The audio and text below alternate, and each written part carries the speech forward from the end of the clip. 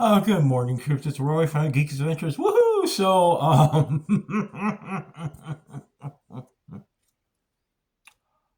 Wow. I think we all figured since Marvel was making its return to Hall H at Comic Con after a long hiatus, I think we were all kind of wondering, okay, what kind of craziness is going to be unleashed on fandom? Who would have thought it was going to be that? um, Surprise, surprise. I imagine U.S. Geological Survey got a reading of 5.5, and in monitors everywhere, a 5.5 earthquake when the announcement was made. Um, so what does this all mean? To be honest, I'm the umpteenth geek who's kind of like, and I mean, how big was this? It was on ESPN, people. ESPN's Facebook page actually announced that. How messed up is that? Um,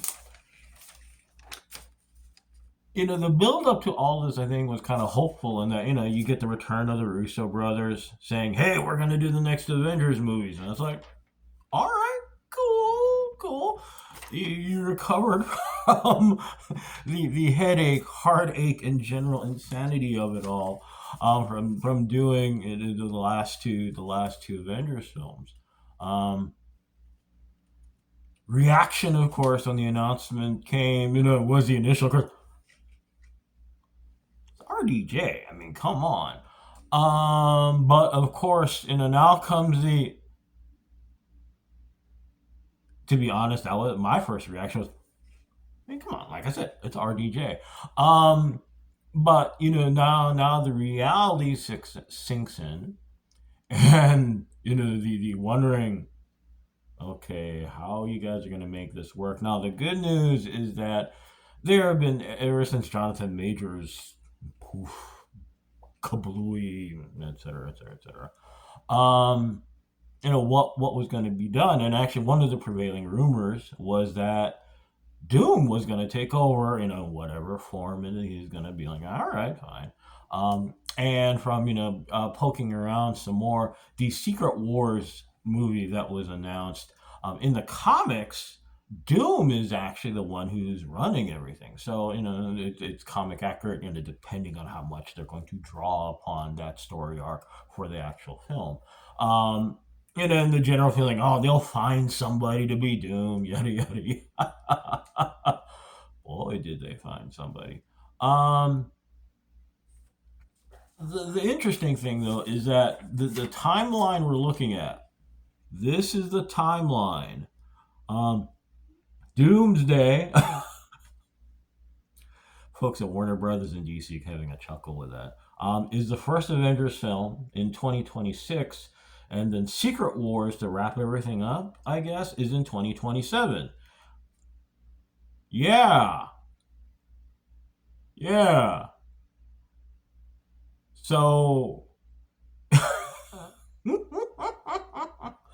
now granted, in the post, not even post pandemic, but in the post Lord of the Rings world where, you're pounding out three uber blockbuster films in 3 years, um, doing things in post, blah, blah, technologically, it can't be done, much to the chagrin of every special effects house on the planet. Um, Stories, we've all heard the nightmare stories of, well, what's the script? Things happen, you fight the bad guy, and we're shooting tomorrow, right? Yeah, and those horror stories abound. The thing is, though, at least for me, the Infinity War, the entire Uber saga that got this all started, that also made Disney and a lot of people a lot of money. That was years. Now, the counter to that is, well, you're not building everything from scratch. Yes and no. No, in that you do have the MCU already pre-constructed and blah, blah, blah, blah, blah. The bad news is that there is no Cap, there is no Thor. Yeah, the foundation characters that they built this on are gone. Well, with RDJ coming back, who knows what that actually means. So you're kind of rebuilding things in another way, actually, in some ways, a worse way, because you have preconceived notions of where all these Lego pieces are supposed to fit in this framework. Um, and on top of that, who knows where all the Spider-Man junk is supposed to fit in from Fox, or is it connect? Do we care or what? Yeah, that's a thing for another time. But anyway, you get the idea that yes, on the surface, this is very much a, and it should. And honestly, the Disney MC and the MCU really needed that, considering the giant train wreck. I'm exaggerating, of course, but you get the idea. It's been kind of a moment for a couple of years now. And as someone mentioned, and as I think all of us are trying to catch up, as going through all the cool news about Fantastic Four, Thunderbolts, Brave New World. Where's Blade? What has Blade been mentioned anywhere in this? With Mahershala Ali going, yeah, where's my movie?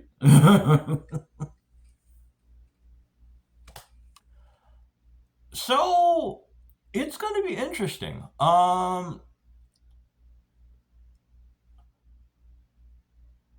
Kevin Feige was brought in to basically untangle. No, I'm sorry, not Kevin.